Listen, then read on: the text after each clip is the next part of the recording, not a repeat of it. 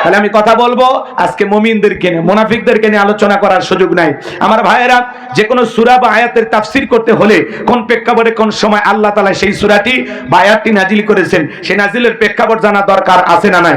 আরবিতে বলা হয় শানি নজুল। যদি শানি নজুল আলোচনা করা হয় তাহলে তাফসীর বুঝতে সহজ হয়। তাহলে সূরা আল মুমিনুন আল্লাহর হাবিবের উপরে কোন সময় কোন প্রেক্ষাপটে নাজিল করেছেন একটু শানি নজুল জানার দরকার আছে না না? আমি কি বলবো? একটু তাকবীর দেন, লিল্লাহি তাকবীর। সম্মানিত ভাইয়েরা আমার, বিশ্ব নবীর প্রিয় সাহাবী হযরত ওমর ফারুক ডেকে বলেন, আমি মৌমাছির গুনগুন আওয়াজ শুনলাম, ডানে তাকাই মৌমাছি নাই, বামে তাকাই মৌমাছি নাই। নবীজির চেহারার দিকে তাকায় দেখি নবীজি ফিসফিস করে কি যেন তেলাওয়াত করতেছেন। হযরত ওমর ফারুক ডেকে বলেন, আমার বোঝার বাকি রইল না, আসমান থেকে নবীজির উপরে কোরআনুল কারীম নাজিল হচ্ছে আর বিশ্ব নবী কোরআনুল কারীম রিসিভ করতে ব্যস্ত। বলুন সুবহানাল্লাহ। মৌমাছির গুনগুন আওয়াজ হলে কোরআনুল কারীম নাজিল হয়। দপ্তরি ছুটির ঘন্টায় বাড়ি মারে, টনটন আওয়াজ হলে কোরআনুল কারীম নাজিল হয়। নবীজি যখন ঘোড়ার উপরে থাকতেন ওই সময় যদি কোরআনুল কারীম নাজিল হইতো, ওহির ভারে ঘোড়ার পা গুলো বালুর ভিতরে ডুবে যেত। বলেন আল্লাহু আকবার। নবীজি যখন উটের উপরে থাকতেন ওই সময় যদি কোরআনুল কারীম নাজিল হইতো, ওহির ভারে উটের মাথা জমিনের সঙ্গে লেগে যেত। এক সাহাবী রানের উপরে মাথা রেখে নবীজি আরাম ফরমাচ্ছেন, ওই সময় কোরআনুল কারীম নাজিল হলো। সাহাবী ডেকে বলেন, আমার কাছে মনে হয় আমার রানটা ফেটে যাবে, আমার কাছে মনে হয় আমার রানের উপরে পাহাড় ছেড়ে ধরা হয়েছে। তাহলে কোরআনুল কারীমের একটা আলাদা ওয়েট, আলাদা একটা ওজন আছে না না? আমার ভাইয়েরা, 8টি পদ্ধতিতে নবীজির উপরে কোরআনুল কারীম নাজিল হইতো। বলতে গেলে লম্বা সময় লাগবে, এত সময় আপনাদের হাতেও নাই, আমার হাতেও নাই। এবার যান, দীর্ঘ 23টি বছরে আল্লাহ তাআলা নবীজির উপরে কোরআনুল কারীম নাজিল করেছেন। জীবনের প্রথম ওহী রিসিভ করতে গিয়ে নবীজির শরীর মোবারকে জ্বর পর্যন্ত এসেছিল। আজকে মুসলমানের ঘরে ঘরে ইমদাদিয়া লাইব্রেরি 200 টাকার বিনিময়ে কোরআন পৌঁছায়া দিয়েছে, কিন্তু মুসলমানেরা কোরআন পড়ে না, বোঝে না। 50-60 বছর বয়স হয়ে গেছে, এমন মুসলমান আছে আল্লাহর কোরআনটা খুলেও দেখেনি। আছে না নাই? কোরআন কার পাঠানো কিতাব? মুসলমানদের সংবিধান। আল্লাহ কি লিখেছেন একটু জানার দরকার আছে না নাই? কোরআনের ভিতরে কি আল্লাহ বলেছেন একটু জানার দরকার নাই? মুসলমান হিসেবে কোরআন পড়া দরকার আছে না নাই? তাহলে কোরআন পড়বো তো ইনশাআল্লাহ। আল্লাহ আমাদের সবাইকে কোরআন পড়ার মতো তৌফিক দান করেন। জোরে বলেন আমিন। আমার ভাইয়েরা, হযরত ওমর ফারুক ডেকে বলেন, নবীজির কোরআনুল কারীম রিসিভ করা শেষ হয়ে গেল। নবীজি সাহাবায়ে কেরামদের দিকে মুখ ঘোরা ডেকে বলেন, আমার সাহাবীরা, এই মাত্র আসমান থেকে জিবরাইল এসে আমার উপরে সূরা আল মুমিনুনের 10টি আয়াতে কারিমা নাজিল করে জানায় দিয়ে গেলেন, নবী গো, এই 10টি আয়াতের ভিতরে আল্লাহ রাব্বুল আলামিন তার আদরের মুমিন বান্দাদের জন্য 7টি কোয়ালিটি নিয়ে আলোচনা করেছেন, 7টি গুণাবলী নিয়ে আলোচনা করেছেন। কোন মুমিন যদি এই 7টি গুণে গুণান্বিত হতে পারে, 7টি গুণ দিয়ে তার জীবনটাকে সাজাইতে পারেন, আমার আল্লাহ রাব্বুল আলামিন বলেন, উলাইকা হুমুল ওয়ারিসুন আল্লাযীনা ইয়ারিসুনাল ফিরদাউস হুম ফিহা খালিদুন। আমার আল্লাহ বলেন তারাই হবেন উত্তরাধিকারী জান্নাতুল ফিরদাউসের, সেখানে তারা চিরকাল বসবাস করবেন। আমার আল্লাহ কোনোদিন তাদেরকে জান্নাত থেকে বের করে দেবেন না। বলেন সুবহানাল্লাহ। বাবা মারা গেলে ওয়ারিস সূত্রে সন্তান যেরকম বাবার সম্পত্তির ভাগ পায়, কোন মুমিন যদি এই 7টি কোয়ালিটি অর্জন করে মারা যেতে পারে, তার নামে জান্নাতুল ফিরদাউসে জায়গা বরাদ্দ হবে। কারা কারা জান্নাতুল ফিরদাউসে যেতে চান দুইটা হাত তুলে আল্লাহকে দেখান। হাতটা না সোজা করেন, নিয়তটাও সোজা হোক। বাজান সোজা করছেন হাত? আমার সাথে বলেন, আল্লাহ আমাদের সবাইকে জান্নাতুল ফিরদাউসের মেহমান হিসাবে কবুল করুন। চিল্লা বলেন আমিন। আরেকবার বলেন আমিন। আরো একবার বলেন আমিন। এবার আল্লাহর দেয় হাতের মধ্যে থেকে 7টা আঙ্গুল দেখান। বলেন জান্নাতে যেতে হলে কয়টা গুণাবলী? 7টি। জোরে বলেন কয়টি? আরো জোরে। জোর হলো না, উঠেই যাবে।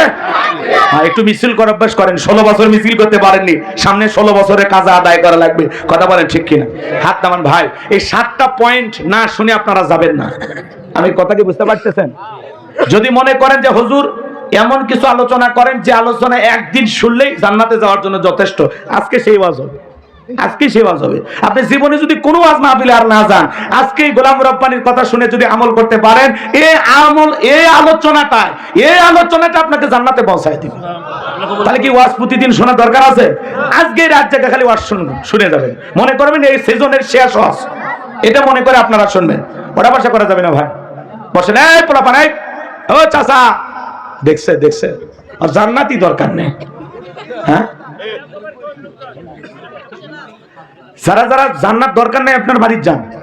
আর যদি মনে করেন না হুজুর জান্নাতে যাওয়ার মতোই কিছু কন যে আমলে আমরা জান্নাত পাবো, তাহলে একটু অপেক্ষা করেন বাজান। কথা আমার না, কথা হলো আমার মালিকের। আমি শুধু বাঁশিতে সুর তুলবো, অ্যাডভাইস করব। যা বলেছেন সবকে বলেছেন, আমি শুধু একটু আপনাদেরকে অ্যাডভাইস করে শোনায় দিব। কষ্ট হচ্ছে আপনাদের? আমার ভাইয়েরা, ঢাকা গুলশানে যদি বাড়ি হয়, উত্তরায় বাড়ি হয়, কি কন পাগল হয় যান না? আরে ঢাকা গুলশানে আমার বাড়ি। আর আজকের ওয়াজ শুনে আপনি জান্নাতুল ফেরদাউসের ওয়ারিশ হবেন। জান্নাতুল ফেরদাউসের ভিতরে আপনার নামে জায়গা বরাদ্দ হবে। সুবহানাল্লাহ বলেন। তাহলে জান্নাতের জায়গা দরকার না ঢাকা গুলশানের জায়গা দরকার? হ্যাঁ, যারা দুনিয়ার লোভ বেশি কয় হুজুর এটা আগে দেন তো, কি কয়? আমার ভাইয়েরা গভীর মনোযোগ দিয়ে কথাগুলো শোনেন বাজান। 7টা গুণাবলীতে আল্লাহ কি কি বলেছেন আমি আলোচনা শুরু করে দিলাম। নবী তখন সাহাবায়ে কেরামদের সামনে তেলাওয়াত করে শুনিয়ে দিলেন। আমার আল্লাহ রাব্বুল আলামিন বলেন কদ আফলাহাল মুমিনুন। আরেকটু জোরে বলেন আল্লাহু আকবার। আমার আল্লাহ রাব্বুল আলামিন বলেন অবশ্যই মুমিনেরা সফল, অলরেডি মুমিনেরা সফল। সফল হয়েছে তারা ঈমান এনেছে যারা। কদ আফলাহাল মুমিনুন, অবশ্যই মুমিনেরা সফল। সফল হয়েছে তারা ঈমান এনেছে যারা। আল্লাহর কাছে সফল হতে পারবে তারা ঈমান আনবে যারা। আমরা মনে করি ক্ষমতা থাকলে সফল, টাকা থাকলে সফল, যশ খ্যাতি থাকলে সফল না। টাকা থাকলে সফল হওয়া যায় না, ক্ষমতা থাকলে সফল হওয়া যায় না, যশ খ্যাতি থাকলে সফল হওয়া যায় না। বর্তমান পৃথিবীর সবচাইতে ক্ষমতাধর ব্যক্তির নাম হলো ডোনাল্ড ট্রাম্প। কথা কন? আপনাদের পাশে একটা বাজার আছে, কি নাম? সৈয়দপুর। এই বাজারে আল্লাহর একজন বান্দা তরি তরকারি বিক্রি করে, সবজি বিক্রেতা। আযান দেওয়ার পরে আল্লাহর গোলাম মসজিদে গিয়ে যদি নামাজ আদায় করে, এ বাজান বলেন তো পৃথিবীর বড় নেতা ডোনাল্ড ট্রাম্পের চাইতে ওই সবজি বিক্রেতা ইমানদারের দাম কম না বেশি? তার মানে কি বুঝলেন? বেঈমানেরা দুনিয়াতে ক্ষমতার দাম্ভিকতায় বড় হতে পারে, মরার পরে সবগুলো বেঈমানকে বিটাইয়া জাহান্নামে দেবেন তিনি কে? এ বাজান, ভারতের নরেন্দ্র মোদী বলেন আর পৃথিবীর কাঁপানো বড় বড় লিডার বলেন, আপনাদের এলাকায় একজন মানুষ রিকশা চালায়, ভ্যান চালায়, লোকটা ইমানদার, আজান দেওয়ার পরে যদি মসজিদে গিয়ে মাথা নত করে আল্লাহকে সিজদা দেয়, পৃথিবীর বড় বড় নেতাদের চাইতে ওই রিকশা চালক, ভ্যান চালক ইমানদারের দাম কম না বেশি? তার মানে কি বুঝলেন? এই দুনিয়াতে ঈমান আছে যার, আল্লাহর কাছে দাম আছে তার। ঈমানদারের দুনিয়াতেও সফল, আখিরাতেও সফল। আর বেঈমানেরা ক্ষমতার দিক দিয়ে দুনিয়াতে সফল হতে পারে, মরার পরে সবগুলো বেঈমানকে বিটাইয়া জাহান্নামে দেবেন তিনি কে? তাহলে কি বুঝলেন? ক্ষমতা থাকলে সফল হওয়া যায় না, টাকা থাকলে সফল হওয়া যায় না, যশ খ্যাতি থাকলে সফল হওয়া যায় না। আল্লাহর কাছে সফল হতে পারবে তারা ঈমান আনবে যারা। আপনার আমার ভিতরে ঈমান আছে না নাই? জোরে বলেন। আছে তো ঈমান। আমরা সবাই তো ঈমানদার নাকি বলেন? এর মধ্যে কোন টেনশন আছে নাকি? আমরা সবাই ঈমানদার না? আল্লাহ তাআলা বলতেছেন কদ আফলাহাল মুমিনুন, অবশ্যই মুমিনেরা সফল। সফল হয়েছে তারা ঈমান এনেছে যারা। আমার ভাইয়েরা, আপনার চেহারা কালো হোক, ফর্সা হোক, লম্বা হন, ধনী হন, খাটো হন, এতে কোনো সমস্যা নাই। আপনার ভিতরে ঈমান আছে, আল্লাহর কাছে দাম আছে। হন না আপনি ফুটপাতে পড়ে থাকা একটা অসহায় মানুষ, কিন্তু আপনার ভিতরে ঈমান আছে, আল্লাহর কাছে আপনার দাম আছে। এই জীবনে যদি আল্লাহর কাছে দামি হতে পারি, আর কিছু চাওয়ার আছে? জোরে বলেন, চাওয়ার আছে? তাহলে আমি বলবো সফল হয়েছে কারা? আপনারা বলবেন ঈমান এনেছে যারা। পারবেন না বলতে? বলেন সফল হয়েছে কারা? সফল হয়েছে কারা? কথা ক্লিয়ার নাকি? সফল হয়েছে কারা? ঈমান এনেছে যারা।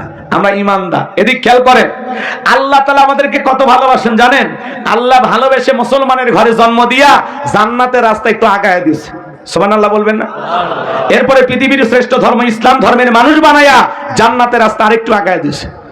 এরপরে আল্লাহ তাআলা পৃথিবীর শ্রেষ্ঠ নবী মুহাম্মদ রাসূলুল্লাহ সাল্লাল্লাহু আলাইহি সাল্লামের উম্মত বানায়া জান্নাতের রাস্তা আরেকটু আগায় দিয়েছে। এরপরে পৃথিবীর শ্রেষ্ঠ কিতাব কোরআনুল কারীম দান করে জান্নাতের রাস্তা আরেকটু আগায় দিয়েছে। এখন একটু আমল করলেই জান্নাত, একটু আমল করলেই জান্নাত। আল্লাহ আমাদের জান্নাতে যাওয়ার মতো আমল করা তৌফিক দান করেন। জোরে বলুন আমিন। এখন ছোট্ট একটা প্রশ্ন আপনাদেরকে করি। একজন অমুসলিম জোহরের নামাজের পূর্বে ঈমান গ্রহণ করেছে, ওই ব্যক্তির উপরে জোহরের সালাত আদায় করা কি? একটু জোরে বলা লাগবে। জোরে বলেন, ফরজ। তার মানে আপনারা বোঝেন, আলহামদুলিল্লাহ। শ্রোতারা যদি বোঝে বুঝাইতে সহজ হয়। একজন অমুসলিম জোহরের নামাজের পূর্বে যদি ঈমান গ্রহণ করে ওই ব্যক্তির উপরে জোহরের সালাত আদায় করা ফরজ। ঈমান আনার পরে মুমিন জীবনের সবচাইতে গুরুত্বপূর্ণ ইবাদতের নাম হলো নামাজ। কিয়ামতের ময়দানে সর্বপ্রথম আল্লাহ তাআলা সালাতের হিসাব নেবেন।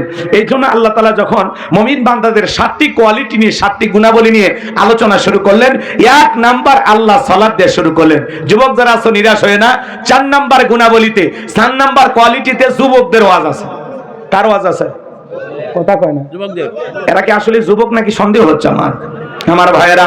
মন খারাপ করবেন না বাজান, নারী পুরুষের একটু আলোচনা হওয়ার দরকার আছে না নাই? একটু অপেক্ষা করেন, আমি বলতেছি। তাহলে মুমিন বান্দার 1 নাম্বার গুণাবলী আমার আল্লাহ রাব্বুল আলামিন বলেন, আল্লাযীনা হুম ফি সালাতিহিম খাশিউন। আরেকটু জোরে বলেন আল্লাহু আকবার। আচ্ছা, এই যে লোকগুলো ওটাকে ভাই ভাই হাত তুলে নেই নাকি? হ্যাঁ, 3 নম্বরে গেছে। আচ্ছা, আপনার কি আমার কথা কষ্ট হচ্ছে? কি গান গাবো? 2-1টা গান গাবো নাকি? শুনবেন? তাহলে বলি, বলেন। দেখছেন? আচ্ছা, আলোচনা তো শুরু করতে দেবেন, তাই না? টক ঝাল মিষ্টি আল্লাহর সৃষ্টি, অপেক্ষা করেন। আপনার তো আমার ওয়াজ শুনছেন, 2-1 জায়গায় শোনেন না? ধৈর্য ধরা লাগবে। আমার আগে যদি আপনার বেশি তাড়াহুড়ো থাকে, এই 3-4 কিলোমিটার দূরে বউরাকে আপনার যদি মনে হয় আমি কত দূর রাখছি, আমার তো আর আগে যাওয়া উচিত। কি খান? এত অস্থির হয়েন না, থাকেন। ঘরের জিনিস ঘরে আছে, টেনশন করেন তা ওঠে। এ দুলে ভাই, কি হলো আপনার? জানতো কে কে যাবেন একটু দয়া করে জানতো, জান। তাহলে ভাল লাগে না, মানে মানুষ ওটা বসা করলে মাথা গরম হয়। চান ছুটি 20 সেকেন্ড। যারা যাবেন দয়া করে যান। আর যারা 12:30 পর্যন্ত থাকবেন একটু ধৈর্য ধরে থাকেন। আরে 1টা-2টা পরে চাচা মাথা গরম করে না, কথার মধ্যে কথা। 12টা পর্যন্ত থাকিচ্ছে না, বাদ দৌড়ে যাচ্ছে, দরজা খুলবি না। গেছে সবাই গেছে, পাতান শেষ, আমরা খাটি ধান। চলে। এরপরে যদি কেউ ওঠে, দয়া করে ওরা টানে ধরে বসাবেন, এতে লঙ্গিও খুলুক। কথা কি বুঝতে পারতেছেন? আসুন, এদিক খেয়াল করেন। আমি নামাজের আলোচনা বেশি করব না, কারণ নামাজ আপনারা জানেন যে 5 ওয়াক্ত সালাত আদায় করা নফল না ফরজ। এই বস্তু বেশি করার দরকার নেই। আছে কি ময়মনসিংহে কি নামাজ ফরজ না নফল? তাহলে জানেন না, তাহলে ওয়াজ বেশি দরকার আছে। সংক্ষিপ্ত কথা বলে পরের পয়েন্টে আমি চলে যাচ্ছি, মনোযোগ দিয়ে কথাগুলো শুনে যান বাজান। আল্লাহ রাব্বুল আলামিন বলেন, আল্লাযীনা হুম ফি সালাতিহিম খাশিউন। আল্লাহ রাব্বুল আলামিন ডেকে বলেন, যারা নিজেদের সালাত বিনয়ের সহিত, নম্রতার সহিত, খুশু ভাব নিয়ে, আল্লাহর ভয় নিয়ে আদায় করে। আপনি আমি যখন সালাত আদায় করব, অন্তরে ভয় থাকতে হবে একমাত্র কার? এই আয়াতের ব্যাখ্যায় তাফসীরকারকেরা লিখেছেন, অন্তরের ভিতরে সুচিন্তা, দুশ্চিন্তা, বিবির কথা, সংসারের কথা, ব্যবসা বাণিজ্যের কথা, দুনিয়াবি কোনো চিন্তা ভাবনা মনের মধ্যে রাখা যাবে না। আপনি আমি যখন নামাজে দাঁড়িয়ে যাব, অন্তরে একমাত্র ভয় থাকতে হবে কার? ইয়া আইয়ুহাল্লাযীনা আমানুত্তাকুল্লাহ, হে ঈমানদারগণ, আমি আল্লাহকে ভয় করো। হাক্কা তুকাতিহি, ভয় করার মতো ভয় করো। আপনি আমি যখন নামাজে দাঁড়িয়ে যাব, দুনিয়াবি সব চিন্তা ভাবনা মসজিদের বাইরে রেখে আল্লাহর ভয় নিয়ে নামাজে দাঁড়াইতে হবে বাজান। নবীজি কিভাবে নামাজ আদায় করতেন? আম্মা জান আয়েশা রেখে বলেন, নবীজি নামাজের ভিতরে এত লম্বা সময় ধরে দাঁড়িয়ে থাকতেন, মাঝে মাঝে তাকায় দেখতাম নবীজির পা মোবারক ফুলে উঠেছে। আম্মা জান আয়েশা রেখে বলেন, নবীজি এত লম্বা সময় রুকু করতেন, এত লম্বা সময় সিজদা করতেন, মাঝে মাঝে মনে হয় নবীজি আর কোনোদিন সিজদা থেকে মাথা উঠাবেন না। আল্লাহু আকবার। সাহাবীরা কিভাবে নামাজ আদায় করতেন? নবীর সাহাবীরা মরুভূমিতে নামাজে দাঁড়িয়ে গেছেন, ওই মরুভূমির পাখিগুলো খেজুর গাছ মনে করে সাহাবায়ে কেরামদের মাথার উপরে, কাঁধের উপরে বসে থাকতো। নবীজির সাহাবীরা সালাতে এত মনোযোগ, কাঁধে পাখি পয়রা থাকে, তারপরেও টের পাইতো না। কোন সুবহানাল্লাহ। আর আপনি আমি একটা মশা যদি পড়ে, এই হাত এই জায়গায় নিয়ে যায়, আগে মশা মারে, তারপরে সূরা ধরে। এ কথা কর না কা?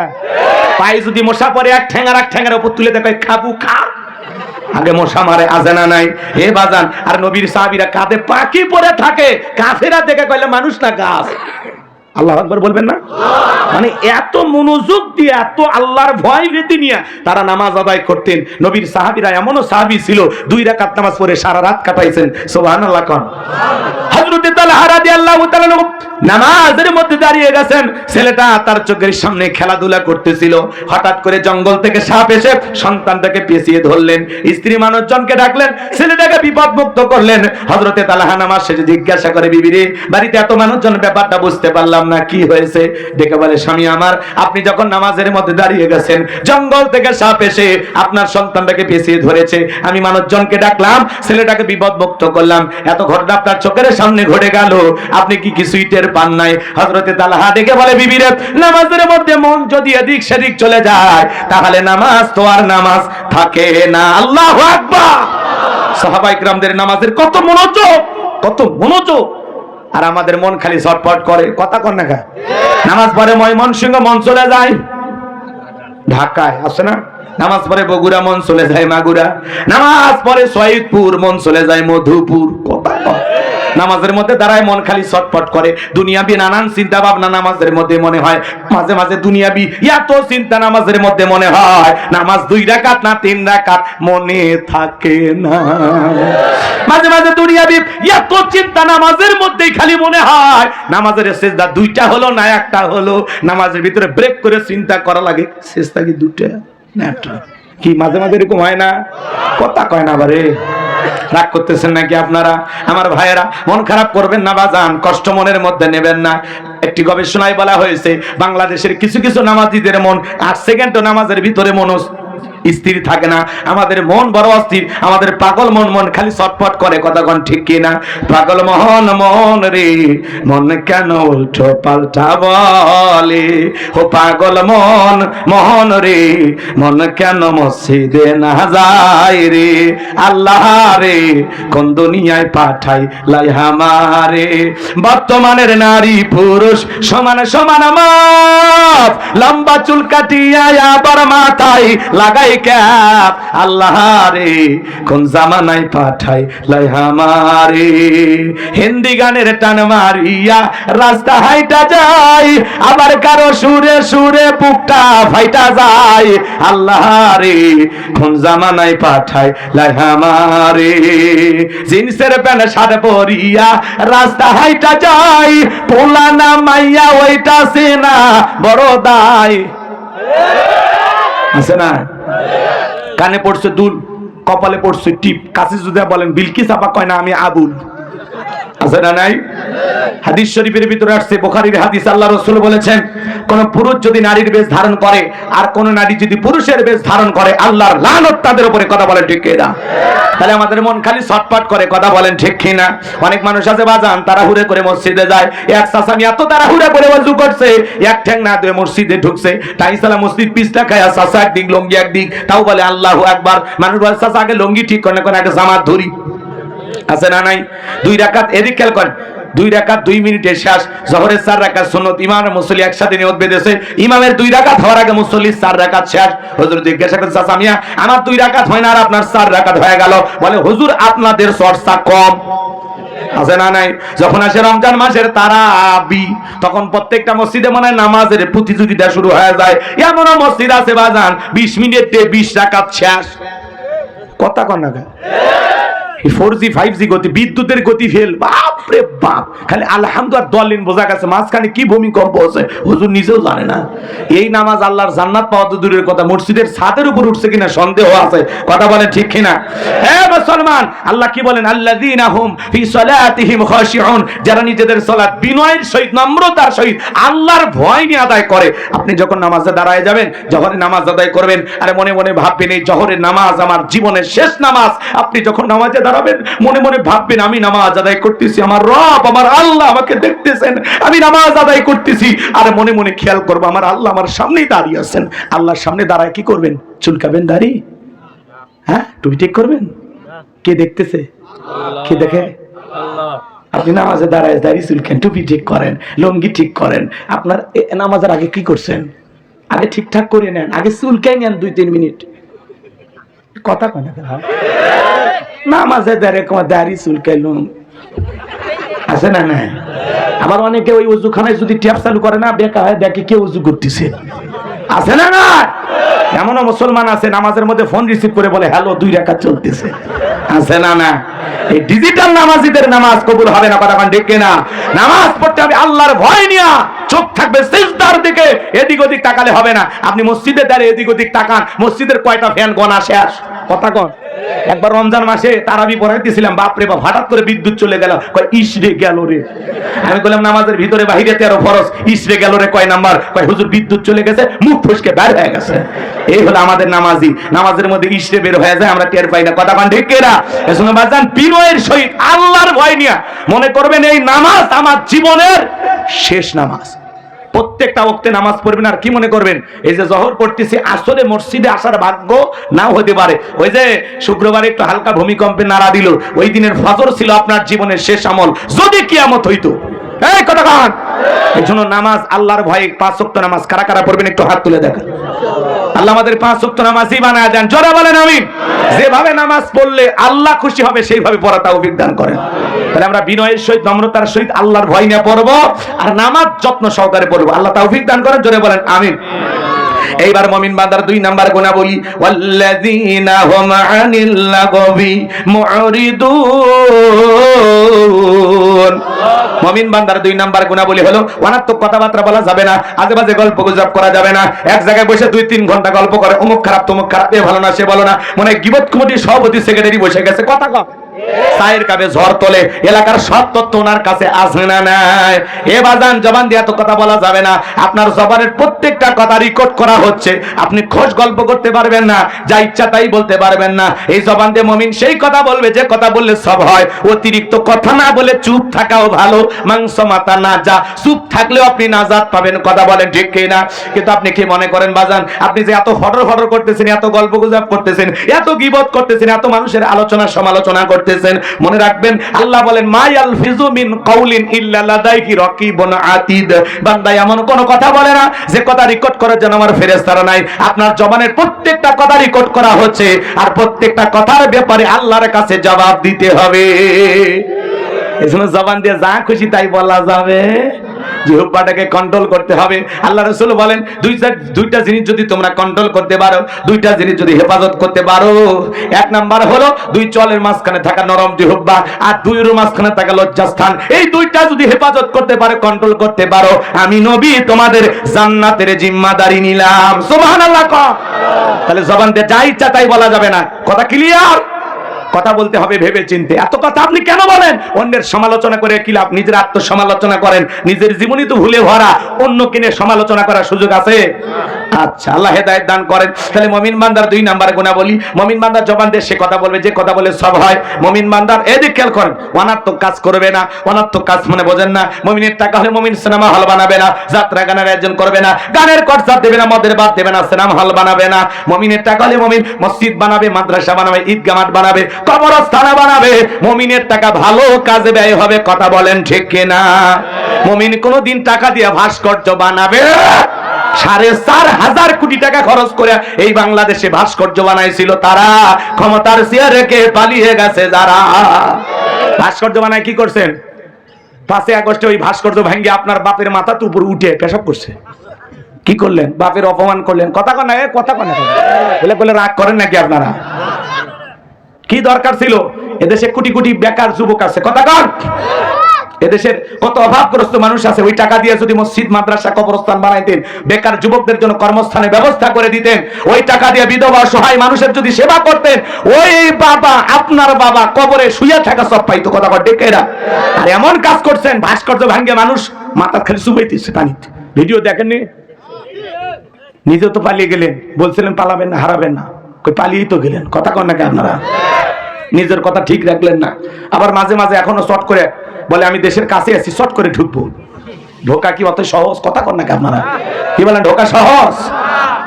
ক্ষমতার চেয়ার থেকে নামার সহজ, কিন্তু ওই চেয়ারে ওঠা কঠিন, কথা বলেন ঠিক কিনা? তাহলে আপনি আসেন, মাঝে মাঝে যেহেতু আসতে চান, আমাদের সারা ভালো লাগে না, আপনি আসেন, কথা কন নাকি? বুবু আহিবা তুমি আইবা গো, সেই দিন আইসা বুবু ক্ষমতা পাইবা না, খোঁজ নাই বহু কাদের কাকার, অবস্থা খারাপ দরবেশ বাবার, হাও নাকেল এখন সামনে আসে না, নেতা কর্মী সব জেলের ভিতর, বুবু আছে ডরের ওপর, কখন জানি আসে গ্রেফতারি পরোয়ানা, বুবু আইবা তুমি আইবা গো, সেই দিন আইসা বুবু চিয়ার পাইবা না। কি কন কথা ঠিক আছে? এই দেশ এমন একটা দেশ, এই দেশকে কেউ ভুলতে পারে না, কথা ঠিক কিনা? কি দরকার ছিল পালিয়ে যাওয়ার? আপনার কি দুঃখে ছিল জনগণের কাছে কেন বললেন না? কথা কন। আপনি নেত্রী, আর একজন নেত্রী, দেশ নেত্রী বেগম খালেদা জিয়া অসুস্থ হয়ে মমস্য অবস্থা, জীবন মৃত্যুর সন্ধিক্ষণে হাসপাতালে ভর্তি। অনেকে বলতেছেন তিনি মারা গেছেন, গুজব ছড়াইতেছেন। আমরা জানি না, মালিক ভালো জানে। তবে ডাক্তাররা বলেছেন এবং তার দলীয় নেতাকর্মী বলেছেন গুজবে কান দেবেন না, তিনি এখনো ভালো আছেন, লাইফ সাপোর্টে আছেন। অনেকে আবার বলতেছেন তিনি নাকি হঠাৎ করে, ভাই কথা বলেন, অনেকে এরকম তথ্য বলতেছেন যে উনি নাকি কথা বলেছেন। তা আসলে কতটুকু সত্য মিথ্যা আমরা জানি না, আল্লাহ ভালো জানেন। তবে এদেশের মসজিদ মাদ্রাসা সব জায়গা থেকে আলেম ওলামা সবাই মিলে আমরা দোয়া করতেছি, আল্লাহ তোমার এই বান্দি তিনবারের প্রধানমন্ত্রী, আপসহীন দেশ নেত্রী, দেশপ্রেমিক বেগম খালেদা জিয়াকে আল্লাহ আরেকটা বার সুস্থতার নিয়ামত দিয়া আমাদের মাঝে ফেরায় দাও, আল্লাহ কবুল করে, জোরে বলেন আমিন। উনি হয়তোবা আজকালের মধ্যেই লন্ডনের পথে যাত্রা করবেন, এয়ার অ্যাম্বুলেন্সের মাধ্যমে তাকে লন্ডনে নেওয়া হবে। আমরা যতটুকু জানতে পারতেছি তার চিকিৎসা করার জন্য দেশি বিদেশি অনেক টিম কাজ করতেছেন। আল্লাহ তাআলার কাছে আমরা দোয়া করতেছি, ডাক্তারের চিকিৎসা যেখানে শেষ, আল্লাহ তাআলার চিকিৎসা সেখানে শুরু। কথা বলে ঠিক কিনা? মৃতকে জীবিত, মৃত ব্যক্তিকে জীবিত করার ক্ষমতা আমার আল্লাহর আছে। কথা বলে ঠিক কিনা? আছে না নাই? এজন্য আমার ভাইয়েরা, আমরা আল্লাহ তাআলার সাহায্য চাই, আল্লাহর কাছে দয়া করুণা চাই। আমার আল্লাহ চাইলে সব কিছু হতে পারে। কথা বলে ঠিক কিনা? তাহলে আমরা ওনার জন্য দোয়া করব। ওনার পুত্রবধূ জোবাইদা রহমান এসেছেন, তিনি আজকেও তাকে হাসপাতালে দেখতে গেছেন। আলহামদুলিল্লাহ, সারা দেশের মানুষ তাদের জন্য দোয়া করতেছে যে আল্লাহ আর একটা বার দেখেন, একজন দোয়া পায়, একজনের জন্য মানুষ কেঁদে দোয়া করে, হাজার হাজার নেতা কর্মী তার দোয়া করতেছেন। এদেশের মসজিদ মাদ্রাসা থেকে তার জন্য দোয়া হচ্ছে। তিনি ছিলেন আলেমদেরকে মহাব্বত করতেন। শাপলা চত্বরে যেদিন আলেমদেরকে নির্বিচারে হত্যা করা হলো, আলেমদের উপরে ভয়াবহ বিপদ নেমে আসলো, সেই দিন তিনি বলেছেন আমার দলের নেতা কর্মীদেরকে বলবো শাপলা চত্বরে যাও, আলেমদের পাশে দাঁড়াও। কথা বলেন না কেন? আল্লামা সাইদি হুজুরকে মাঝে মাঝে বলতেন, আল্লামা সাইদি আপনি টেনশন করবেন না, আমি শহীদ প্রেসিডেন্ট জিয়াউর রহমানের স্ত্রী, আমি যতদিন বাংলাদেশের ক্ষমতায় থাকবো এদেশে ইসলামের বিরুদ্ধে, কোরআন সুন্নাহর বিরুদ্ধে কোন আইন পাস করা হবে না। আল্লাহু আকবার বলেন। তিনি আল্লামা সাইদি হুজুরকে অনেক শ্রদ্ধা করতেন, ভালোবাসতেন। ওনার অনেক কাছের লোকেরা বলেছেন ম্যাডাম নিয়মিত 5 ওয়াক্ত নামাজ আদায় করেন। আলহামদুলিল্লাহ। কথা বলেন না কেন? আপনি সেই মানুষটাকে এই বয়সে জেলখানায় ঢুকিয়েছেন, নির্যাতন করেছেন, জুলুম করেছেন, তার ক্যান্টনমেন্টের বাসা থেকে দূর করে তাড়িয়ে দিয়েছেন, চোখের পানি ছড়িয়েছেন। সেদিন তিনি কান্না করতে করতে বলেছেন কার কাছে বিচার চাইবো? বিচার আমার আল্লাহর কাছে দিলাম, একদিন আমার আল্লাহ বিচার করবে। আপনি করেছেন ম্যাডাম খালেদা জিয়াকে ঘর ছাড়া, আর আল্লাহ আপনাকে এমন পরিস্থিতিতে ফেলাইয়া করলো দেশ ছাড়া। এই জন্য জুলুম করতে নাই, ক্ষমতা পাইলে জুলুম করতে নাই। আপনি একজন নারী, আর একজন নারী কেমনে পারলেন তারে জেলে ঢুকাইতে? কথা বলেন না কেন? আজকে দেখেন আল্লাহ সব দেখাইতেছে। কি বলেন? আল্লাহ দেখাইতেছে না? উনি আবার বলতেছে আমার বিরুদ্ধে ফাঁসি রায় হওয়ার কারণে দেশে ভূমিকম্প হচ্ছে। আস্তাগফিরুল্লাহ, নাউযুবিল্লাহ। হ্যাঁ, এই কথা কোনো প্রধানমন্ত্রী বলতে পারে যে আমার কারণে ভূমিকম্প? তাহলে তো ভারতে হওয়ার সম্ভাবনা আছে নাকি? খান আল্লাহ আমাদের হেদায়েত দান করেন, জোরে বলেন আমিন। দেশনেত্রী বেগম খালেদা জিয়াকে আল্লাহ সুস্থ করে দেন, জোরে বলেন আমিন। আল্লাহ তাকে শেফায়ে কামিলা আজলা দান করেন, জোরে বলেন আমিন। অনেকে বলতেছেন তাকে কৃত্রিম অবস্থায় জীবিত রাখা হয়েছে, তার শরীরে লাইফ সাপোর্টের যে সমস্ত জিনিসগুলো লাগানো হয়েছে এগুলো যদি খুলে ফেলা হয় তাহলে তিনি নাকি শেষ হয়ে যাবেন। এইভাবে অনেক কথা ছড়ানো হচ্ছে। আল্লাহর কাছে দোয়া করি, আল্লাহ তুমি মৃতকে জীবিত করার ক্ষমতা রাখো। একটা বার এই দেশপ্রেমিক প্রধানমন্ত্রী বেগম খালেদা জিয়াকে আর একটা বার সুস্থ করে দাও, জোরে বলেন আমিন। ভাই, অসুস্থ প্রধানমন্ত্রীর জন্য একটু দোয়া করলাম, আপনারা কি মন খারাপ করছেন? এই জন্য আমাদেরকে অনেকে বলে হুজুর নাকি বিএনপি করে, বিএনপির দালাল মনে করে, কিন্তু আসলে তা না। আমি বাংলাদেশের কোনো রাজনৈতিক দল করি না ভাই, কথা বলেন না কেন? একজন এই দেশের জন্য ভালো কিছু করেছেন, তার জন্য আমরা দোয়া করবো, কথা বলেন ঠিক কিনা? এই জন্য কি দল করা লাগে? হ্যাঁ, একজন অসুস্থ প্রধানমন্ত্রীর জন্য দোয়া করতে কি দল করা লাগে? ভুল ভাল বোঝেন কেন?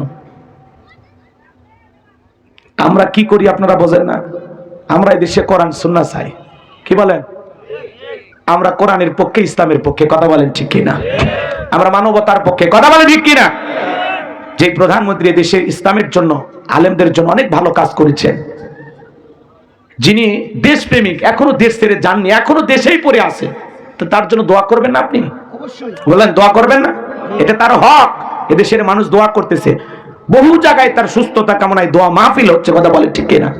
এটা কয়জন পা? এটা পাওয়া একটা ভাগ্যের বিষয়। এই জন্য কবির ভাষায় এমন জীবন করিও গঠন, মরিলে হাসিবে তুমি কাঁদিবে ভবন। আজকে তার জন্য দেশের মানুষ দোয়া করে, চোখের পানি ছেড়ে দেখা যায়। গত জুমায় প্রত্যেকটা মসজিদে তার জন্য দোয়া হয়েছে। আলহামদুলিল্লাহ, আল্লাহর কাছে দোয়া করি, আল্লাহ তোমার বান্দিকে সুস্থ করে দাও। জোরে বলেন আমিন, আর একটু চিল্লা বলেন আমিন। লন্ডনে যাবেন, তার সন্তান আছে সেখানে, হয়তোবা জনাব তারেক রহমান দেশে আসার অনেক চেষ্টা করতেছেন, কিন্তু কোনো কারণে হোক আসতে পারতেছেন না, বিভিন্ন দিক দিয়ে তাকে বাধাগ্রস্ত করা হচ্ছে। লন্ডনে নেওয়ার পরে হয়তোবা মায়ের এই শেষ মুহূর্তে ছেলে হয়তোবা পাশে দাঁড়াতে পারবে। মা অসুস্থ, একটা ছেলের অন্তরে কি হয় সেই সন্তানটাই জানে, এটা ভাষায় প্রকাশ করার মতো না, কথা বলেন ঠিক কিনা? আমার ভাইয়েরা, আল্লাহর কাছে দোয়া করি, আল্লাহ এদেশের তিনবারের প্রধানমন্ত্রী বেগম খালেদা জিয়াকে আল্লাহ তুমি সুস্থ করে দাও। জোরে বলেন আমিন। কি কথা বলতে চাচ্ছিলাম বাজান মনে হয় ভুলে গেছেন। মনে রাখবেন, যারা মুমিন বান্দার 2 নাম্বার গুণাবলী, মুমিন বান্দা অনার্থক কাজ করবে না। মুমিনের টাকা হলে মুমিন মসজিদ বানাবে, মাদ্রাসা বানাবে, কবরস্থান বানাবে, ঈদগাহ বানাবে, ভালো ভালো কাজের টাকা ব্যয় করবে, রাস্তার মধ্যে ফলের গাছ লাগায় দিবে, পুকুরের ঘাট বানায় দিবে, কথা বলে ঠিক কিনা? এ যুবক, মুমিন বান্দা তাহলে জবান দিয়ে সে কথা বলবে যে কথা বললে সব হয়, সমাজে সেই কাজ চালু করবে যেই কাজ চালু করলে সব হয়। কান দিয়া অনার্থক জিনিস শ্রবণ করা যাবে না। যুবক রে, এই কানকে আল্লাহ দিয়েছে গান শোনার জন্য, কানের ভিতরে ইয়ারফোন লাগায় গান শুনতেছো, রূপবানে নাচে কমর দোলাইয়া, আল্লাহর ফেরেশতারা কবরে নিয়ে পিটাবে সোলাইয়া ঝোলাইয়া, কথা বলেন। হে যুবক, আল্লাহ কান গান শোনার জন্য দেয় নাই রে যুবক। কানের ভিতরে ইয়ারফোন লাগাইয়া গান শুনতে শুনতে ঘুমাইলা, এই ঘুমটা যদি আর না ভাঙে আল্লাহর কাছে কি জবাব দিবা? কোন অবস্থায় মৃত্যু হয়ে গেল। এই জন্য যুবক, কানের ভিতরে ইয়ারফোন লাগাইয়া গান শোনা যাবে না। হক্কানি উলামা ইকরামদের বয়ান শুনতে হবে, ইসলামের সঙ্গীত শুনতে হবে, কোরআন তেলাওয়াত শ্রবণ করতে হবে, ভালো ভালো কথা কান দিয়া শোনা লাগবে। তাহলে 2 নাম্বার গুণাবলী কথা কি ক্লিয়ার হয়ে গেছেন? জবান দিয়ে সে কথা বলবো যে কথা বললে সব হয়, সমাজে সেই কাজ চালু করব যেটা করলে সব হয়, কান দিয়ে সেই জিনিসগুলো শ্রবণ করব যেটা শুনলে সব হয়। এক কথায় সব আছে যেখানে, বলেন বলেন, সব আছে যেখানে আর গুনাহ আছে যেখানে আমরা নাই সেখানে। আল্লাহ আমাদের গুনাহমুক্ত জীবন দান করেন। জোরে বলেন আমিন, আর একটু জোরে বলেন আমিন। আল্লাহ আমাদের সবাইকে গুনাহ থেকে বেঁচে থাকার তৌফিক দান করেন। সহজ সরল কথা হলো, মন্দ কথা বলবো না, মন্দ কাজ করব না, মন্দটা শুনবো না। ক্লিয়ার? এইবার মুমিন মানদার যুবক রেডি থাকো, এই যে 3 এসে গেছে এর পরিচয়। মুমিন মানদার এইবার 3 নাম্বার গুণাবলী আল্লাহ রাব্বুল আলামিন বলেন, ওয়াল্লাযীনা হুম লিয-যাকাতি ফাঈলুন। মুমিন বান্দার 3 নাম্বার গুণাবলী, আল্লাহ যদি মুমিন বান্দাকে নেশাব পরিমাণে সম্পদের মালিক বানায় দেয়, মুমিন বান্দার সক্রিয়ভাবে হিসাব করে করে বছরে একবার যাকাত দেবে। কার ভয়ে? নামাজ আদায় করা যেমনি ফরজ, যাকাত দেওয়া তেমনি ফরজ। কথা বলে না কেন? যাকাত আসছে দারিদ্রতা বিমোচন করার জন্য, অভাব মুক্ত সমাজ রাষ্ট্র দেশ গড়ার জন্য। যাকাত আসছে রাস্তার এপারে 10 তলা এপারে গাছতলা তার ব্যবধানকে দূর করার জন্য। যাকাত আসছে গরিব দুঃখী মানুষের মুখে হাসি ফোটায়া তাদের অধিকার প্রতিষ্ঠিত করার জন্য। বলেন আল্লাহু আকবার। এদেশের অর্থনীতি যাকাত ভিত্তিক না সুদ ভিত্তিক? জোরে বলা লাগবে। সুদ ভিত্তিক অর্থনীতি হালাল না হারাম? এই হারাম অর্থনীতিটা কঠিন কালে বাংলাদেশকে দারিদ্র মুক্ত করা যাবে না। বাংলাদেশকে যদি দারিদ্র মুক্ত করতে চান, যাকাত ভিত্তিক অর্থনীতি চালু করা লাগবে।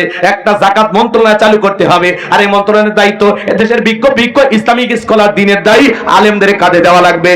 আল্লাহু আকবার কোন?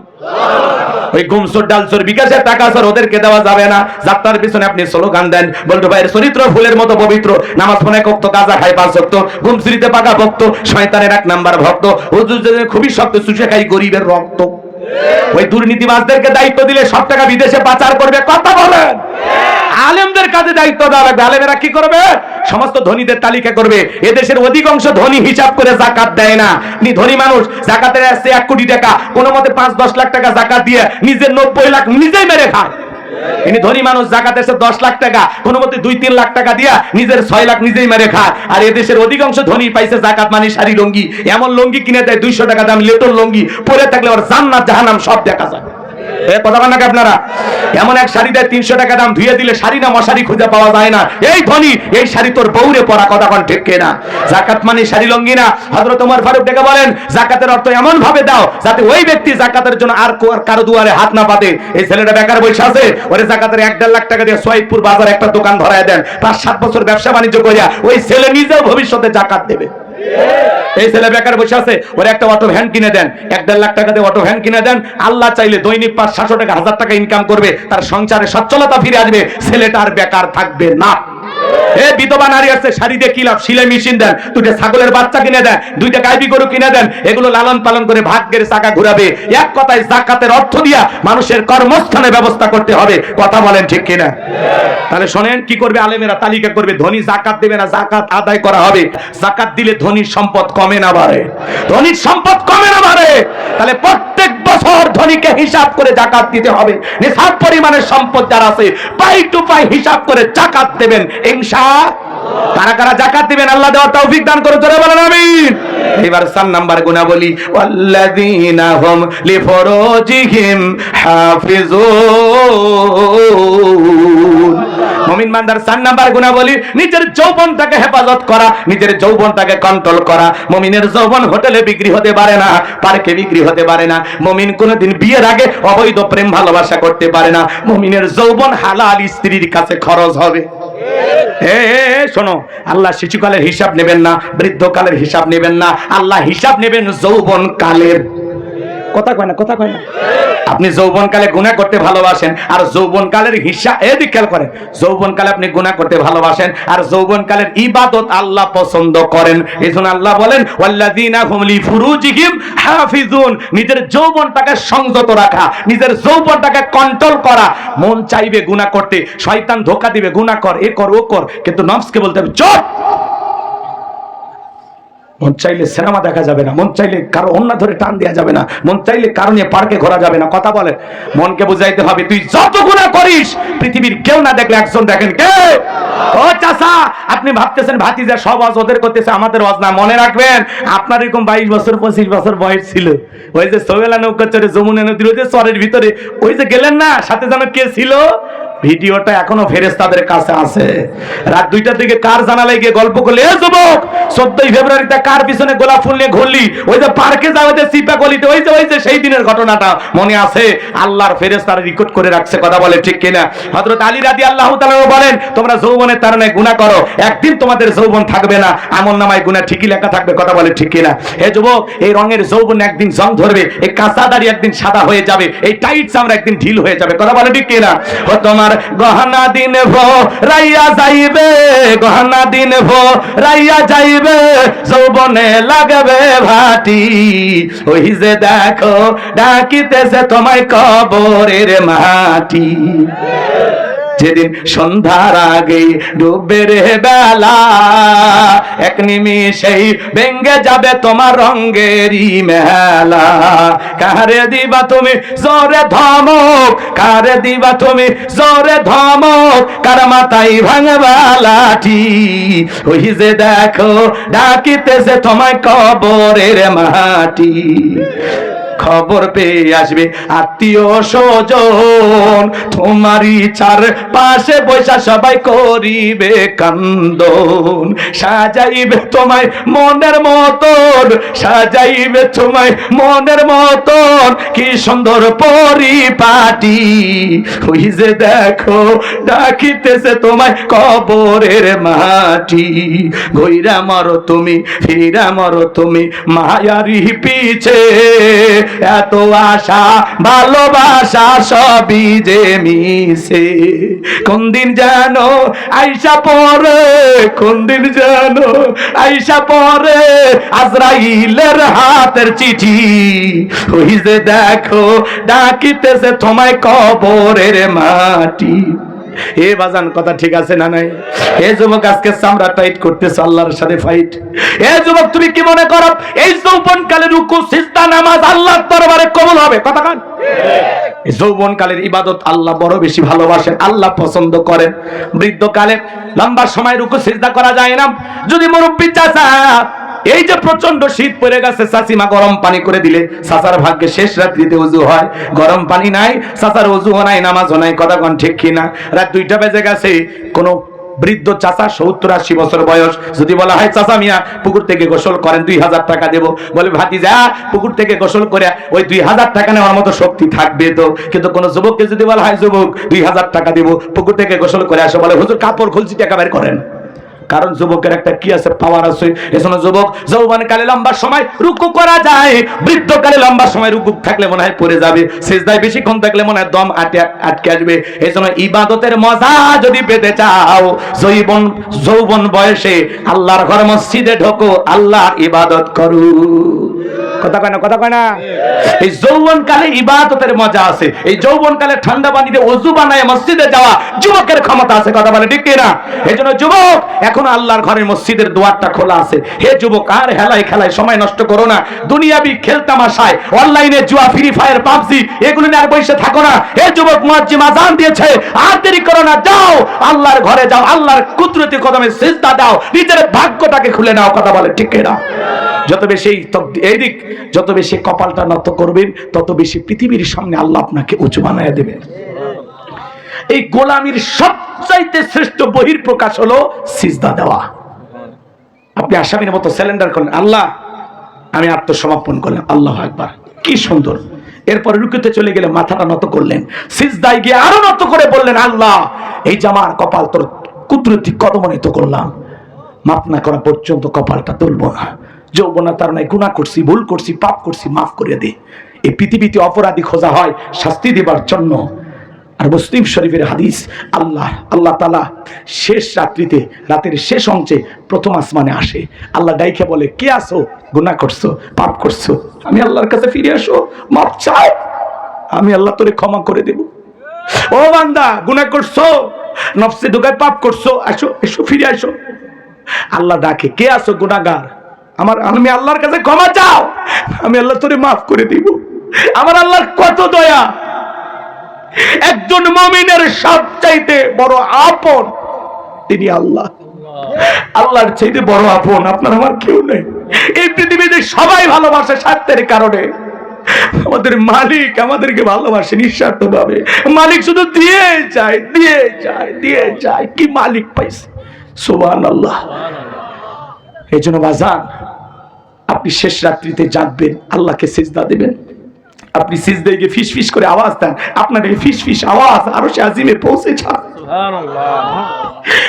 শেষ রাত্রিতে আল্লাহ এসে বলে, কে আছো গুনাহগার, আমার কাছে মাফ চাও, গুনাহ মাফ করে দেব। কে আছো অভাবগ্রস্ত, রিজেক্ট চাও, আমি আল্লাহ রিজেক্ট দেব। আল্লাহ বলে, কার কি সমস্যা আছে বান্দা, আমার কাছে চাও, আমি দেব, আমি দেব। আল্লাহ দেওয়ার জন্য রেডি হয়ে আছে। আমরা চাওয়ার মতো চাইতে পারি না, নিতে পারি না। কথা বলে ঠিক না? আমার ভাইয়েরা, আল্লাহর কাছে চাইতে হবে বাজান। শেষ রাত্রি জাগরণ করে তাহাজ্জুদ পড়ে আল্লাহর কাছে চাইতে হবে। জোরে বলেন, কার কাছে? আল্লাযীনা হুম লিফুরুজিহিম হাফিজুন। নিজের যৌবনটাকে সংযত রাখো, নিজের যৌবনটাকে কন্ট্রোল করো। মনে চাইতো গুনাহ করতে, মনে চাইতো গান শুনতে, মনে চাইতো সিনেমা হলে যাইতে, কিন্তু নফসকে বলতে হবে না, গান শোনা হারাম, শুনবি না। সিনেমা দেখা হারাম, যাবি না। যাত্রা দেখা হারাম, যাবি না। চল মসজিদে যাই, চল মসজিদে যাই, চল মাদ্রাসায় যাই, চল তাফসীর মাহফিলে যাই। কথা বলেন। মনকে বুঝাইতে হবে। আপনার মন আপনার কথা শোনে না। কথা বলেন না কেন? যৌবনের পরীক্ষা দিয়েছিলেন আল্লাহর নবী ইউসুফ আলাইহিস সালাম। সংক্ষিপ্ত কথা, সামনের দিকে যাব, অনেক কথা বলার আছে। কষ্ট হচ্ছে আপনাদের? একটা তাকবীর দাও, লিল্লাহি তাকবীর।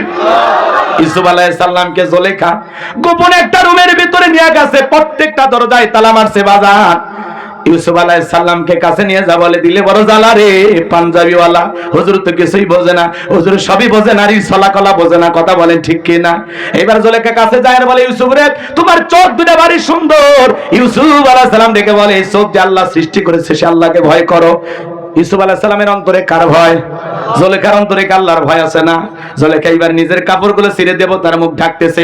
ইউসুফ নবী ডেকে বলে, কাপড়ে ঢাকিলে তুমি দেবতার মুখ, কি দিয়া ঢাকিবা তুমি বিধাতার মুখ। এইবার জুলেখা কাছে আসে আর কি যেন বুঝাইতে চায়। ইউসুফ আলাইহিস সালাম বুঝেছেন যে জুলেখার মনের অবস্থা কি। ইন্না খাফুল্লাহ, অন্তরে আল্লাহর ভয় না। পয়গম্বর ডেকে বলেন, আল্লাহ বড় বিপদে পড়েছি, মুসিবতে পড়েছি, আপনি ছাড়া উদ্ধার করার কেউ নাই। পয়গম্বর আল্লাহর উপরে তাওয়াক্কুল করে ডেকে বলেন, আল্লাহ নিজের ইজ্জতকে বাঁচানোর জন্য সামনে দৌড় মারার দায়িত্ব আমার, আর আপনার কুদরত থেকে তালা খুলে দেওয়ার দায়িত্ব আপনার। বলেন আল্লাহু আকবার। হে তরুণ যুবক, এরকম গোপন রুম তুমি পাইলে কি করতা? চান্সটা কোথায় নাকি হুজুর, এরকম গোপন সুযোগ তো পাওয়া দূরের কথা, পার্কের সিপা গলি পাইলে যুবকের পিড়িতের 12 মাস এত প্রেম যুবকের অন্তরে। কয়েকদিন পরে মহিলা বমি করে, কথা কোন ঠিক কি না? আমার ভাইরা, ইউসুফ আলাইহিস সালাম আল্লাহর উপরে তাওয়াক্কুল করে নিজের ইজ্জতকে বাঁচানোর জন্য সামনের দিকে দৌড় মারলেন।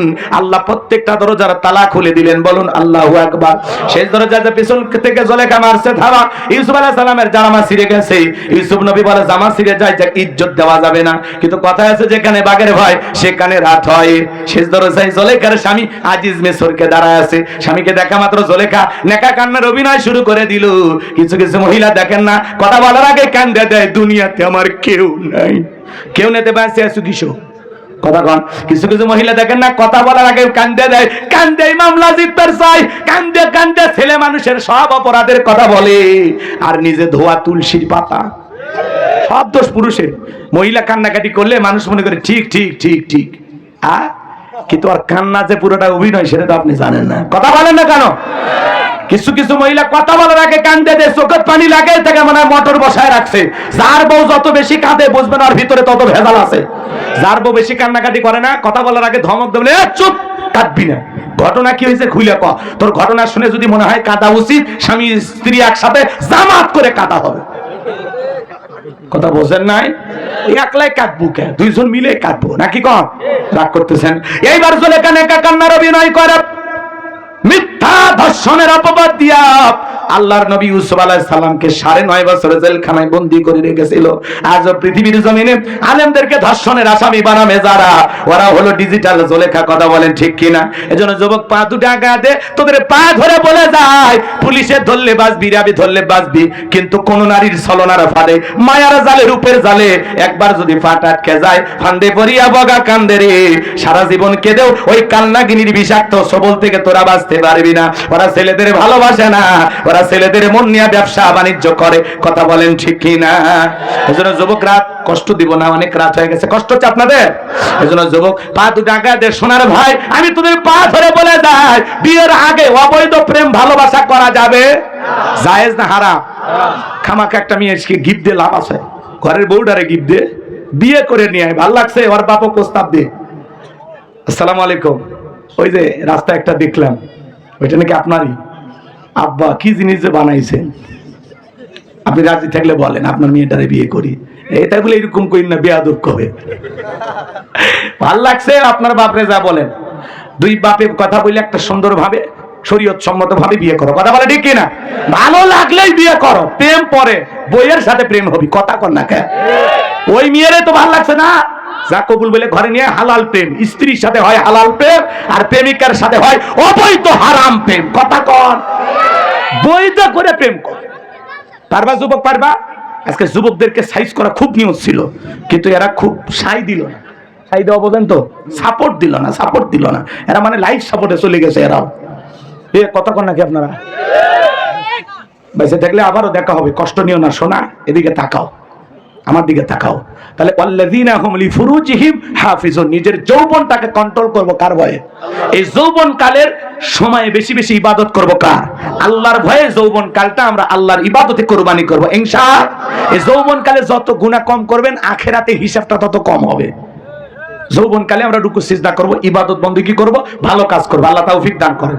5 আর 6 নাম্বার গুনাহ বলি, ওয়াল্লাযীনা হুম লিআমানাতিহিম ওয়া আহাদিহিম রাউন। 5 নাম্বার হলো আমানত রক্ষা করা। এই জীবনটা আমানত, ছেলে মেয়ে আমানত, স্ত্রী সন্তান আমানত, সময় জানমাল সবকিছু আমানত। বক্তার কাছে শ্রোতা আমানত, ইমামের কাছে মুসল্লি আমানত, নেতার কাছে দেশের জনগণ হলো আমানত। কথা বোঝা যায়? আমানতের খেয়ানত করা যাবে না। 5 নাম্বার আমানত রক্ষা করা। 6 নাম্বার ওয়াদা প্রতিশ্রুতি রক্ষা করা। মুমিন মুখে যা বলে অন্তরে তা বিশ্বাস করে, কাজে তা বাস্তবায়ন করে। মুমিন কোনদিন প্রতিশ্রুতি ভঙ্গকারী হতে পারে না। ওয়াদা দেওয়ার আগে সতর্ক থাকবেন। ওয়াদা পালন করতে পারলে ওয়াদা দিবেন, পালন না করতে পারলে ওয়াদা দেওয়া যাবে না। সামনে ওয়াদা দেওয়ার মৌসুম আসবে, এক এক নেতা মাইক ধরবে আর বলবে ভাই আমার আগামী তো যদি বাঙ্গি মার্কায় ভোট দেন, গ্যাস দিব, বিদ্যুৎ দেব, উন্নয়নের জোয়ারে ভাসিয়ে মারবো। খালি আপনার প্রতিশ্রুতি দিবি, বাস্তবায়ন করবি না। কথা বলেন ঠিক কিনা? 6 নাম্বার তাহলে জবানের প্রতিশ্রুতিটা ঠিক রাখা লাগবে। আর 7 নাম্বার হলো ওয়াল্লাযীনা হুম আলা সালাওয়াতিহিম ইউহাফিজুন। 7 নাম্বার হলো যত্ন সহকারে সালাত আদায় করা। আল্লাহ 1 নাম্বার নামাজ দিয়ে শুরু করলো, 7 নাম্বার নামাজ দিয়ে শেষ করলেন। তাহলে নামাজের গুরুত্ব কম না বেশি? যে ব্যক্তি আসরে নামাজ পড়ে মাগরিব পর্যন্ত মনটা টাঙানো থাকে, মাগরিব পড়ে এশা পর্যন্ত মসজিদে মন টাঙানো থাকে, শুধু একা নামাজ পড়লে হবে না, স্ত্রী ছেলে মেয়েদেরকে নামাজি বানানোর দরকার আছে না নাই? পৃথিবীর সফল বাবা তারা ছেলের হাত ধরে আল্লাহর ঘরে মসজিদে নিয়ে যায় যারা। কথা কন, সন্তানদেরকে মসজিদমুখী বানাইতে হবে। আজকের শিশু আগামীর বাংলাদেশ। কথা বলেন। ছোট ছোট বাচ্চা মসজিদে গেলে মুরব্বীরা ধমক দেয়, চাচা ছোট বাচ্চা মসজিদে গেলে ধমক দেওয়া যাবে না। কথা বোঝেন? ছোট বাচ্চা যা একটু জায়নামাজ জড়ায়, লাফালাফি করে, কাতারে ফাঁকতে দৌড়ে দৌড়ি করে, ওর 7-8 বছর বয়স, ও তো লাফাবে না। আপনি কি 80 বছরে চাচা লাফ দিবেন? আর লাফ দিলে আপনার নাক স্ক্রু থাকবি? বোঝেন না, ওর লাফানেরই বয়স, মায়ের পেট থেকে বাইরে হচ্ছে ওই লাফানের জন্য। কথা কন না কে?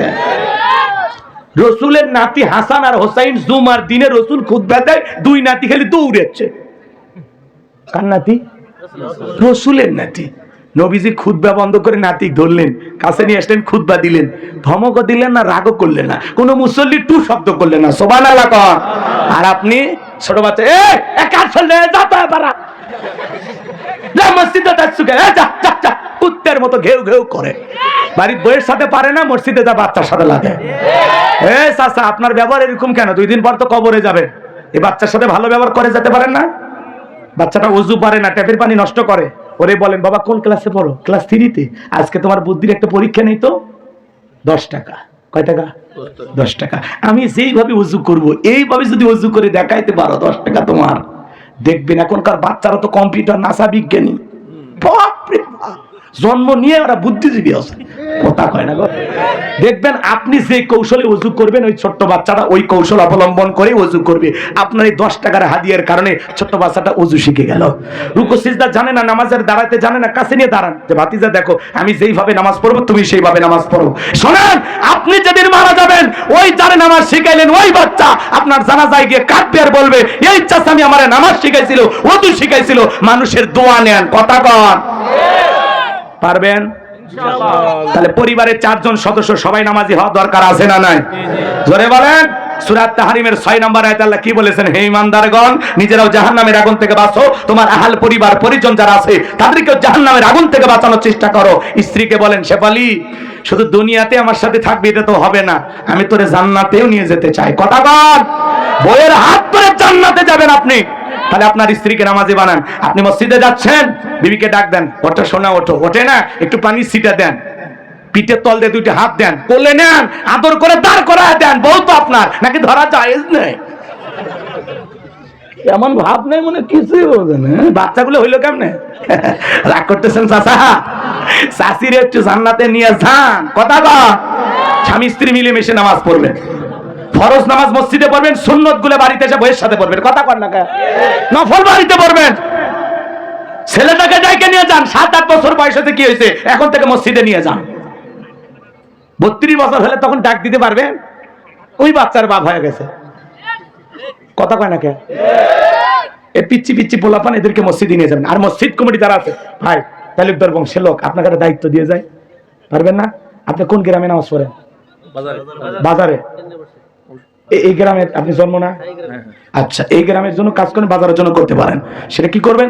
এখানে মসজিদের গেটে লিখে রাখবেন, এখানে ছোট বাচ্চারা মসজিদে আসলে চকলেট দেওয়া হয়, কিছু চকলেট কিনে দেবেন। বাচ্চারা চকলেট খাওয়ার লোভে মসজিদে যাবে। কথা কন।